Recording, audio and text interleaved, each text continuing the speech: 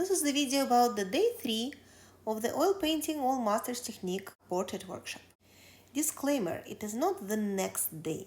The previous layer has to be completely dry. So for oil painting it means at least 5 days between the painting sessions. Here you see me using a regular razor blade and gently removing some excessive paint. I'm holding it at 90 degrees to the painting surface, working very carefully. And if you do not have a blade, you can use a sandpaper and also very gently remove this popping up little strokes from your painting surface. And you will have to do it for each new layer you make. Now my next step will be getting some linseed oil on a plate or in a little cup and going over the whole artwork with it. Remember, there are some areas that still are bare acrylic paint and we want the whole artwork equally glossy. It's also refreshing colors, so we will be doing it before each next painting session. And I'm starting painting from the shadows. I will be exclusively using earthy colors for them. In my case, it's going to be burnt umber and burnt sienna. They are the warmest and they will help me create that beautiful, magical brown glow in the darks. Now my next step will be painting mid-tones with a very unusual choice of mix of black and emerald green. It will look really weird, I have to admit, but remember, you are not painting the skin tone at the moment. You are just setting up the color temperature.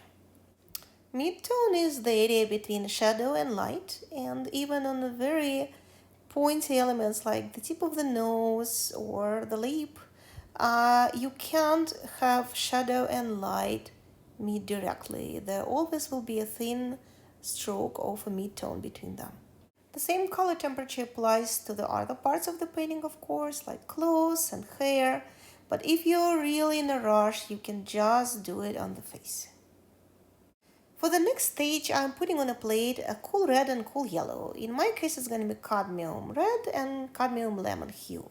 And I'm going to be adding white to that mixture. And I will be using this color to set up the color temperature for the lights on the face.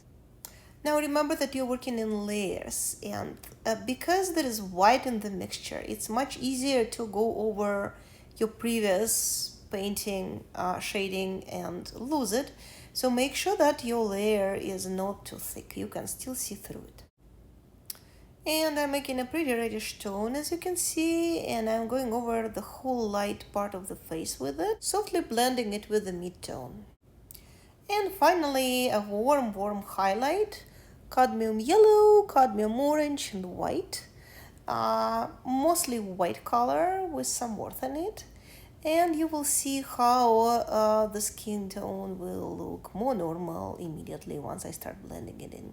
Again, thick stroke right where you had it before, and a blend softly with the rest, with the background light color.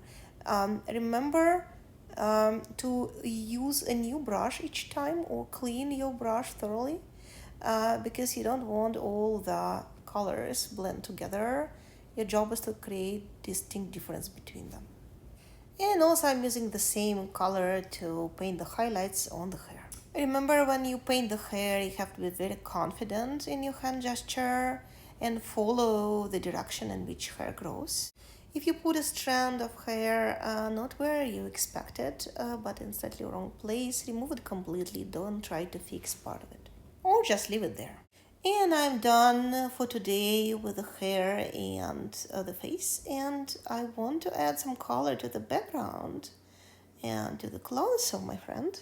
Of course, I will make more layers. It's just the first one, but I really need that camera tone of blue and orange, opposite colors that create the contrasting palette for this work. All right, I am done for today. Just painted the lips a little bit, and it's time for me to wash the brushes and for you to start working on your layer. Good luck.